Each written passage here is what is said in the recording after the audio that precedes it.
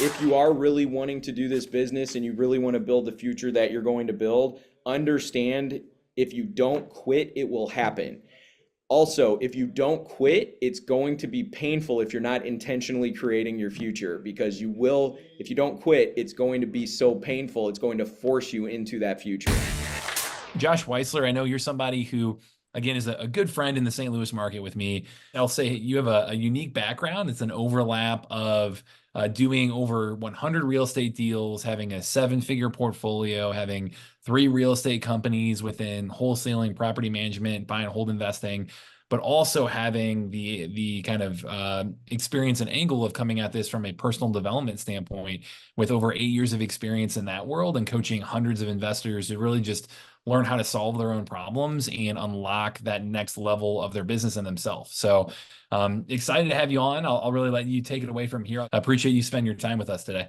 Oh, well, I appreciate that. And just one correction, because I am all about transparency. It's not a seven-figure portfolio. I did wholesaling for most of my career, so seven figures in revenue, but not a portfolio. There we go. So, Okay. yeah, I've Appreciate got that. I've got an 11 unit, and we're bringing on those additional ones. But yeah, for me, one of the things I'm big on is, our company is called Emerging Executive.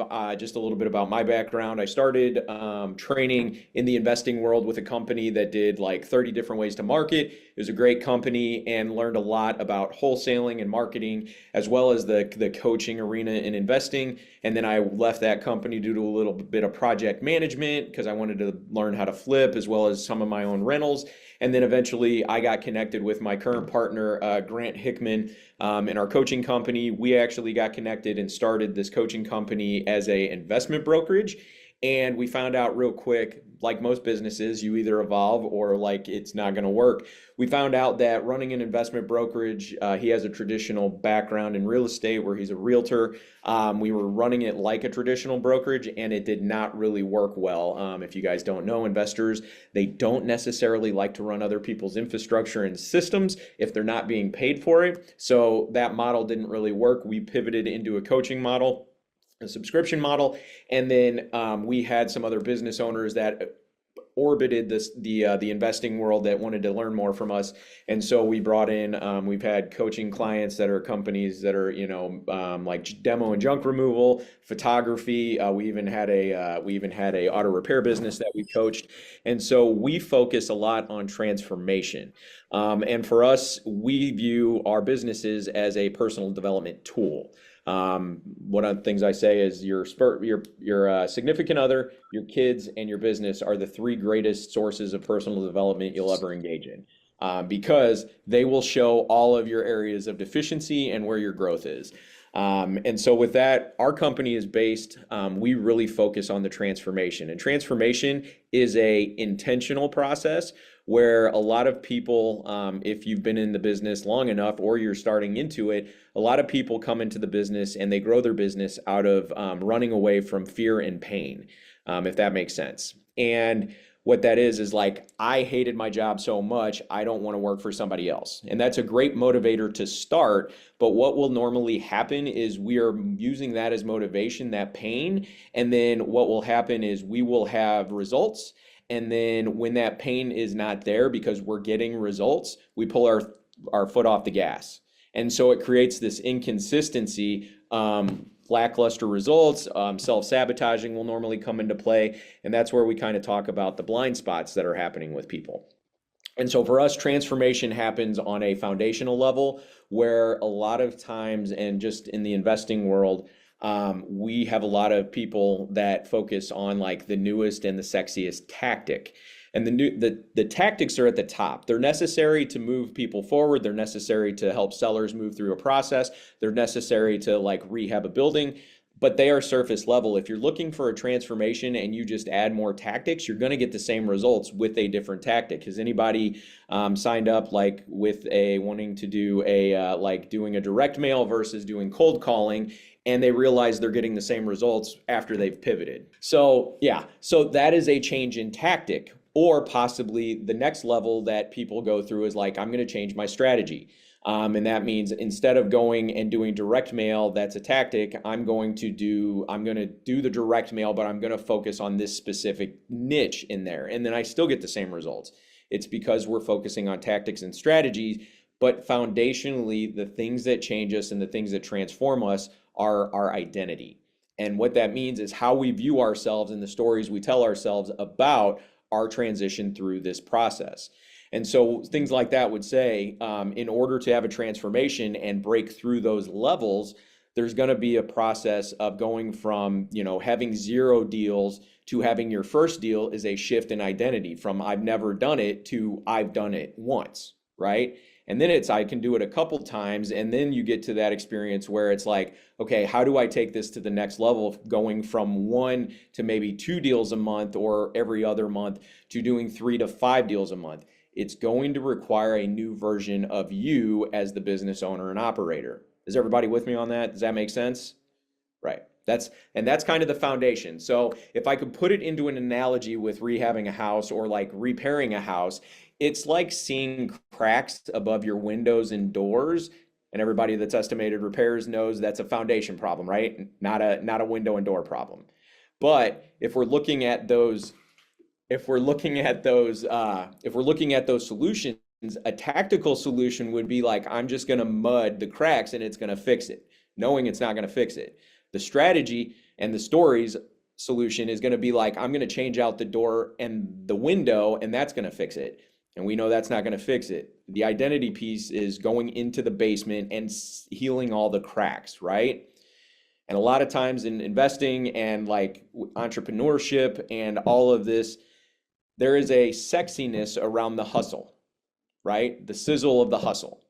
And how that works for us in that analogy is it's like a hot air balloon. Does anybody know what the quickest way to make a hot air balloon rise is? I rode one time in Santa Fe. Yeah. So You there's pulled 2 on ways. the cord. That is one way. And that will make it go up. And that is the effort and hustle. You're putting more energy, you're putting more hotness, or what is it? Not hotness, fire. You're putting more fire into it, right? And that will help it rise. But the quickest way to help something rise as a hot air balloon is to cut a sandbag off of the side. And cutting that sandbag off of the side is going into where your blind spots are repeatedly causing you to get into these patterns that you're not aware of and help you clean them up so that you can move through the process quicker and you can move through it more fluidly, unencumbered, right? I saw somebody said you could also throw a passenger off. Same, yeah, there you go. Same premise, right? And sometimes that, if you have a partnership or you have a worker, someone in your business that isn't working, it's for lack of a better term, dead weight. Yeah, it's like throwing all the stuff overboard when you're trying to move faster, like with the boat, right? I like that. I never heard that before, but I'll incorporate that as well. So that's our like hot air balloon and how those blind spots hit. Now, the reason they're called blind spots is that you can't see them yourself because you grew up with them as coping mechanisms. They served a purpose through either a traumatic experience as you were growing up so you could cope with the world in a certain way. And it's great as a business owner to understand these are going to impact you so that you can start cleaning them up and moving through your business quicker. And a great example is we can't see our own blind spots because how we are is like satellites. Like if you know how satellites work around the planet, a satellite can only be in one spot and has a direct view that goes like this outward. So it can see about 90 degrees towards the planet, but your blind spots are in the back and they're operating under the surface. So you have to reflect off of other things in order to see it behind in the blind spot, right? So with that being said, some of the things I'll give you guys some insight onto how your blind spots are going to show up for you. Everybody's heard of analysis paralysis, right? Anybody that's been in the business for longer than a couple months has heard. So there are 3 different types of analysis paralysis that we talk about that will give you an indication of your blind spots. One is the tactical analysis paralysis, which is anybody trying to make an offer and running numbers and like, I don't know if I'm going to do this properly, right? That is the tactical analysis paralysis. I have a specific thing and I think I'm going to do it wrong. So therefore I hesitate, and therefore that is a blind spot pattern of you not being able to trust your own experience and know trusting that you're going to be able to work out whatever happens on the back end. We're not afraid of that number being wrong. We're afraid that if the number isn't right, we aren't going to be able to handle it on the back end. So that's tactical. That's the first one. The next one, as you become more seasoned in your business, you're going to start experiencing strategic analysis paralysis, which is what we talked about as that second level. That one shows up in a way of, which software is going to be the right software for me to move forward with? Which hire is going to be the right hire for me to move forward with? Which XYZ, I've got two different choices and they have pros and cons, and I don't want to make the wrong choice.